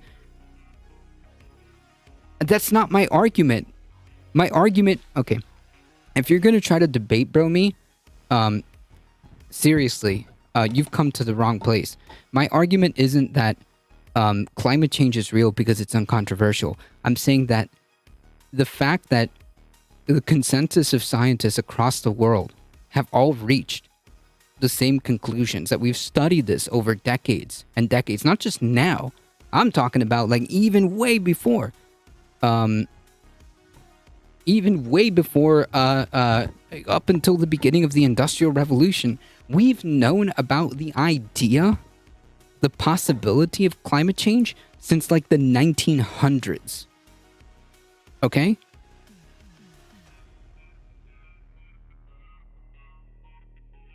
This isn't political ideology. I'm just literally reciting the science, dude. And you noted that is not it isn't. That's it. That's my point. It isn't controversial to say that the planet is warming and that these years have been on the uptrend. There's no political ideology of climate change alarmism. It's just what the science is saying. It's literally just what the science is saying. There's no alarmism. There's no political ideology going on with making the statement that climate change is happening and that we're and that we're causing it. You fucking clown. Oh my god. In Latin America. So because of greenhouse gas emissions and the little boy oscillation, 2023 will likely be one of the hottest years we have ever. And again, he isn't saying that it will be the hottest years. He's saying that one of the hottest years. Because that's been the trend. You're misreading his words.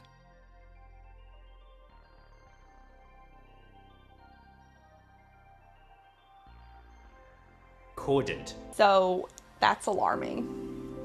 Zooming out for some global news now, a recent UN report sees the ozone... But he was addressing my point and then pretending I was arguing with him about a broader argument he makes. Yeah, you're just fucking wrong, dude. Whatever. Imagine, like, thinking, like, just the uncontroversial, like, science that has been done for decades, calling, like, making the allusion to groupthink. I don't even know what the fuck that has to do with anything. Climate change alarmism as a political ideology, which is also just, quite frankly, bullshit. Because reciting what scientists across the planet have come to the conclusion of isn't a political ideology. That isn't a right or wrong point. I accurately summed up what you tried to engage me on. That's all. No, you actually didn't. Nobody here thinks that that's what happened. But good try. layer completely healing in the next few decades thanks to international action through the Montreal Protocol. This is huge because the ozone layer keeps us from being hit by more of the sun's UV rays. The layer was being broken down by chemicals we use to have in everything from hairspray to refrigerant. I didn't appeal to them. I didn't appeal to them. You just are incapable of listening.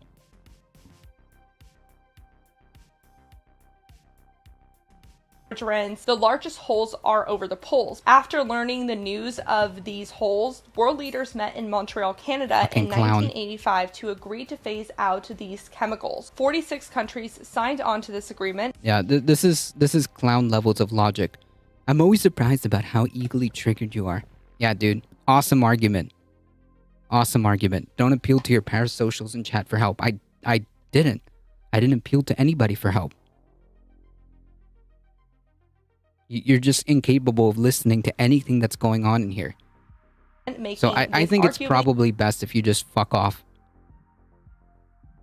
The best example of international cooperation in modern environmental history. So while this isn't really a climate story, though the ozone layer might also assist in climate stability, I'm talking about it because the ozone story is where a lot of climate activists get their daily dose of hopium from. And now we can see that this agreement is working. The UN projects that the hole over the Arctic will close in 2045. The hole over the Antarctic, which was the worst impacted space, will close by 2066, and any other hole in the layer will likely close by 2040. So that's amazing, but not entirely guaranteed if we continue to play with the atmosphere. For example, geoengineering advocates are proposing injecting sulfur dioxide in the atmosphere to cool the planet, but this could have a detrimental impact on the ozone layer.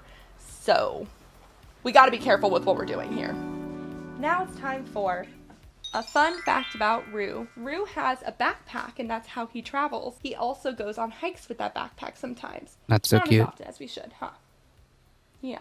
And that was a fun fact about Rue. I have a black cat that's cute. The UK branch of the Extinction Rebellion recently announced that it would switch its activism methods away from the disruptive protest style it's known for. Quote, "As we ring in the new year, we make a controversial resolution to temporarily shift away from public disruption as a primary means galaxy? tactic. Nice. We recognize and celebrate That's the pretty power cool. of disruption to raise alarm and believe that constantly evolving tactics is a necessary approach. What's needed now most is to disrupt the abuse of power and imbalance to bring about a transition to a fair society that works together to end the fossil fuel era. True. Our politicians addicted to greed and bloated on profits won't do it without pressure. True. We must be radical in our response to the crisis and determined in our efforts to address the climate and ecological emergency, even if it means taking a different approach than before. In a time when speaking out and taking action are criminalized, building collective power, strengthening in number, and thriving through bridge building is a radical act. This decision came after a YouGov survey found that about a third of those surveyed had a negative impression of the Extinction Rebellion. The UK also recently cracked down on activism in general, enacting the Police Crime Sentencing and Court Act in 2022 that gives police more power to restrict demonstrations and introduce legal ramifications on locking down and interference with key national infrastructure, which can be both punishable by imprisonment. While XR UK will no longer be spray painting or gluing themselves to any sites anytime soon, it still plans to rally its 100,000 activists to surround the House of Parliament this Earth Day. Quote, "XR is committed to including everyone in the work and leaving no one behind because everyone has a role to play. This year, we prioritize attendance over arrest, relationships over roadblocks as we stand together and become impossible to ignore."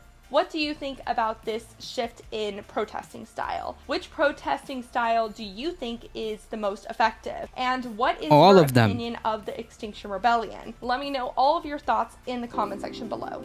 In other UK news, Friends of the Earth filed a legal claim against the UK government for approving the country's first mine in 40 years. The Whitehaven mine, which will be built in Cumbria, will produce coking coal for steel production. The climate campaign group said Oh, the yeah, we went government over this acted story. unlawfully when it approved this plan because it failed to account for the significant climate impacts. The coal company claims the project will provide 500 high-skilled jobs and potentially create 1,500 more in the supply chain. But climate activists say that those new jobs don't outweigh the emissions the plant will produce. It also goes against the UK's decarbonization goals of phasing out coal plants by 2024. The coal plant has divided Cumbria residents, with half wanting the much-needed jobs and half not wanting the environmental damage. I'll keep you posted on this case as I learn more, but if you're located in that area, please let me know your thoughts below.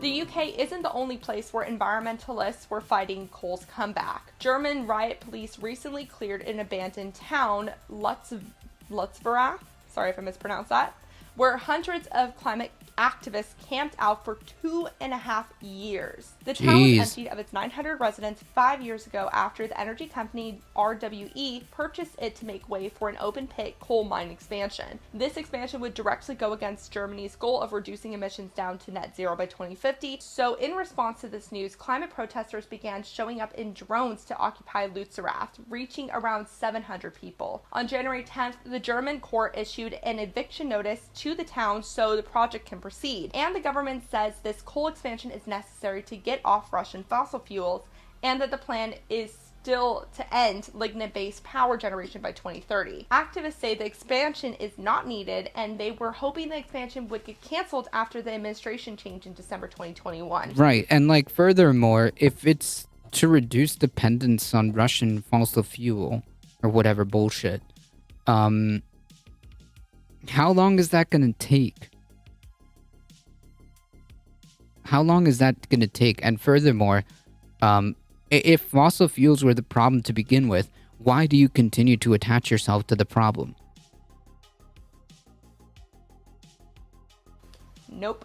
Riot police surrounded the town and started removing people, but the anti-coal activists barricaded themselves in town, erecting tree houses and chaining themselves to them. The first clash between police and activists was pretty dramatic, with the police attempting to drag out people while other activists directed fireworks, stones, and bottles in their direction. It seems like the relations between those two parties did eventually turn peaceful again, though. Both the police and protesters expected the eviction to last several days, if not several weeks, with famous activist Greta Thunberg saying that she would join the efforts this weekend. In the end, though, it only took a few days, so it looks like the coal mine expansion is going to end up happening. What do you think of this? Let me know, especially if you live in Germany. The U.S. Environmental Protection Agency, or EPA, just backed off on plans to crack down on smog regulations in the Permian Basin. The basin is a fossil fuel hub located in the U.S. South. The EPA was close to labeling the area as violating federal air quality regulations for ground-level ozone, a gas that produces smog. Smog exacerbates respiratory illnesses. Cracking down on smog would have brought about pollution curbs in the area and potentially reduced drilling, which would have benefited the global climate. But now that plan has been crossed out of the EPA's agenda, though it said in a statement that it might be brought back later. The Climate and Energy Program Director for Wild Earth Guardians was disappointed to see this change. Quote, the agency seems to be backing down from this critical initiative to safeguard clean air and public health in the Permian Basin. While the Biden administration talks a good talk on public health and environmental justice, the reality is they're bending over backwards to let the oil and gas industry trash air quality and communities. The president of the Texas Oil and Gas Association, meanwhile, was thrilled. Quote, the wide open spaces of West Texas and eastern New Mexico are home to the oil and natural gas that fuel our economy and enhance modern life. Excessive government regulation is unnecessary and stifles affordable and reliable energy supplies. Yeah, bullshit. Where do you stand on this? This video is sponsored by me. If you would like to have climate recap information but on a different platform, I've got you, from podcast formats to TikTok to Instagram Reels. I also have a Twitch stream, which I stream on Tuesdays and Fridays from 10 a.m. to 12 p.m. Pacific Standard Time, and I have a second channel where I put some of that Twitch stream content on. So overall, there's no way that you can avoid the Beckosphere. True. So just let it happen. Come subscribe. Enjoy.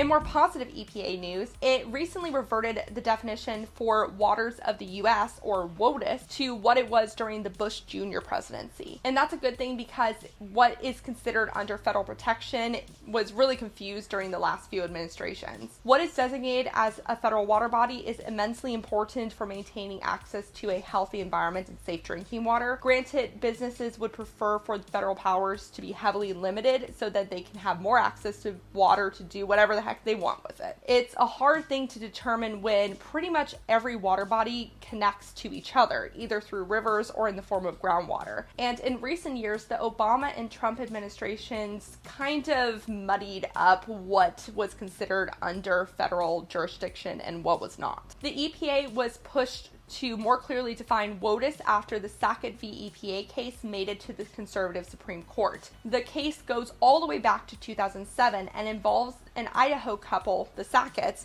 who bought land to build a home where there was a wetland. They prepped for the construction, but then were halted by the EPA, who said the wetland was federally protected, so it couldn't be filled in. The agency ordered the couple to bring it back to the way it was before or face fines. Wetlands are actually super important biodiversity-rich ecosystems, and they store a lot of greenhouse gas emissions. Anyways, the couple sued the EPA over this, saying the regulations were too stringent. The case went up to the Supreme Court in 2012 over whether the lawsuit was premature. The Supreme Court said it could proceed, and since then, this case has been a rallying point for property rights advocates. The Supreme Court heard oral arguments on the case last October, and the case will likely be decided on this year. Because the EPA clarified what is under WOTUS and what is not, some legal experts think that it removed some teeth from this lawsuit. The Sackett's lawyer doesn't think the EPA WOTUS update, though, will impact the case, and it's hard to know which way the Supreme Court will lean, considering that they sided with West Virginia to block the EPA from regulating power plant carbon emissions last year. So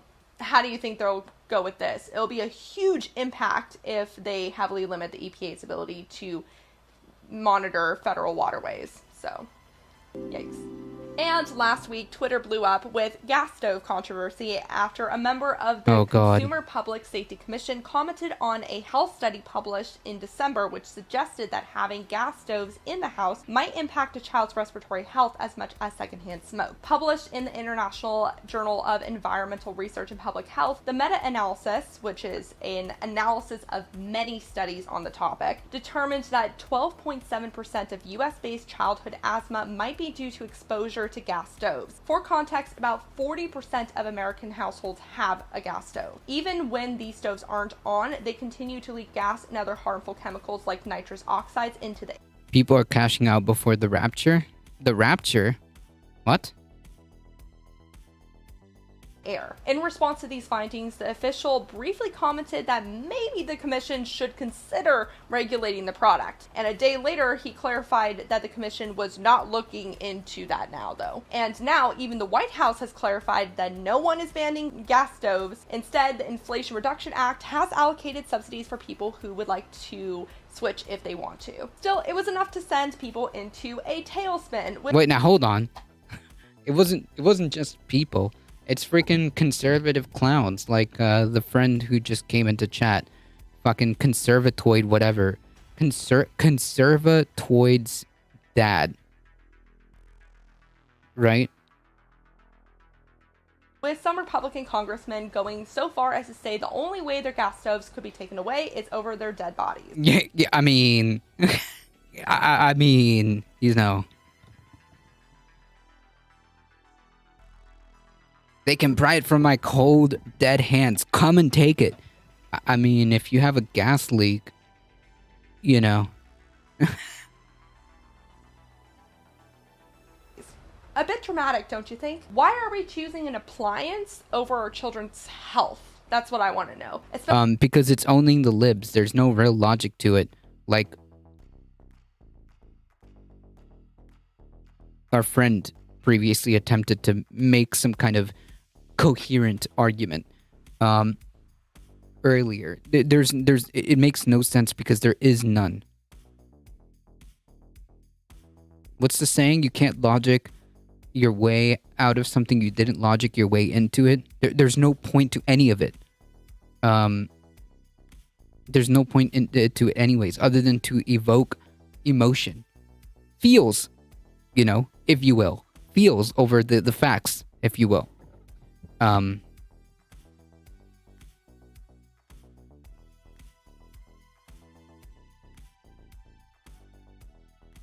Especially one that's more expensive to run. Nowadays, induction stoves, which are different than electric stoves for clarification, even though they are also electric, induction stoves are cheaper, safer, and heat up food faster than gas stoves. Yet the gas industry has been priming the public to fight against phasing out gas appliances for decades by creating catchy slogans like cooking with gas and paying influencers to show themselves cooking with gas. You can watch a whole Climate Town video on that if you want to learn more. I'll put it up in the cards. But this propaganda has gone on since the 1930s, and they've been so successful that at least 21 states, all Republican-led, have preemptively banned cities from being able to ban gas stoves, despite, again, induction stoves being cheaper, healthier, and better for the planet. And now Republicans are even trying to introduce legislation that would federally ban the ability to ban gas stoves.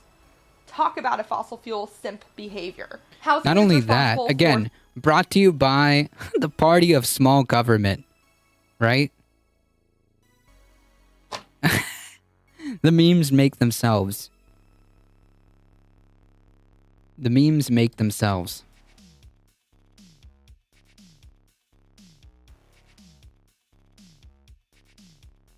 For 13% of U.S. emissions. It's hilarious because like that same party will in one breath talk about how they need to deregulate while advocating for more regulations.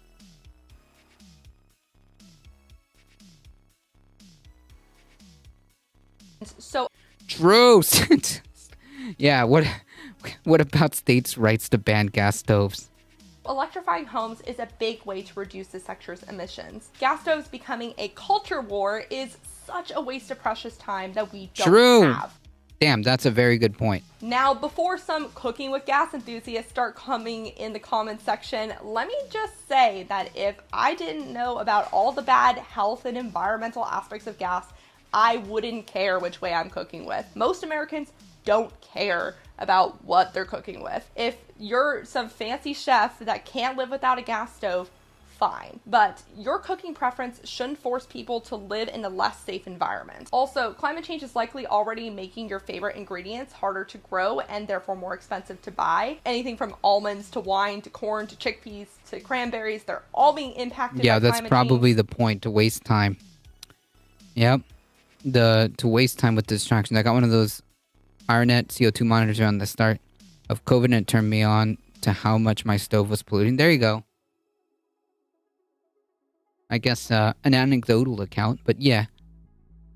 So cooking with a fossil fuel, which helps warm up the planet, is that really the hill that you want to die on? Just a thought. And that was your climate recap for the day. Remember to talk about the climate crisis. Based. All right. Wow, just right at the dot, too. Nice. We did it, folks. We did it.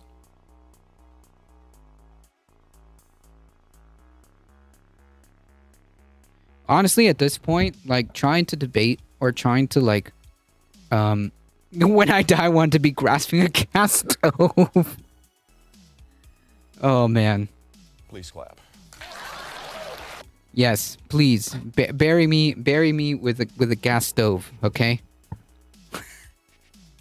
This is ridiculous. This is ridiculous. Anywho, at this point, trying to, like, debate climate change is honestly an exercise in futility. It's like the same. It's the equivalent of attempting to debate like a flat earther. Okay, it's literally the same exercise in futility. There's just no point.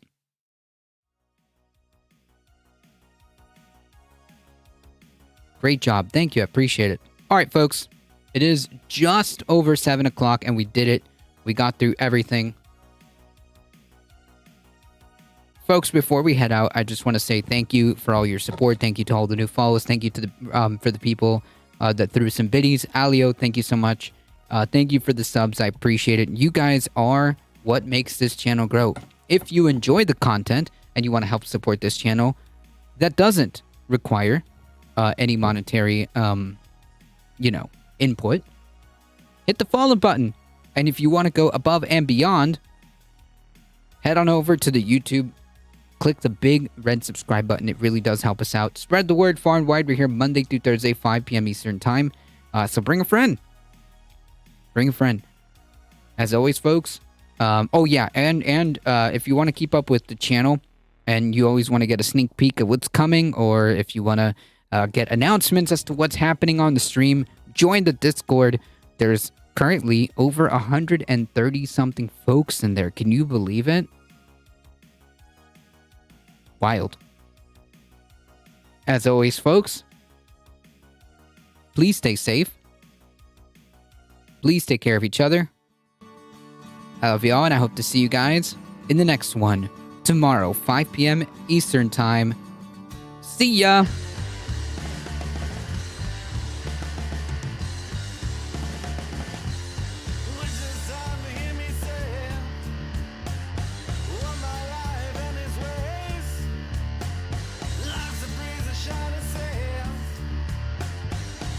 Appreciate that, Michael Hassner.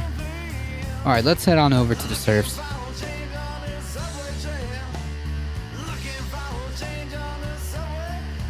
Alright, folks, we're heading out in 5, 4, 3, 2, 1. See ya.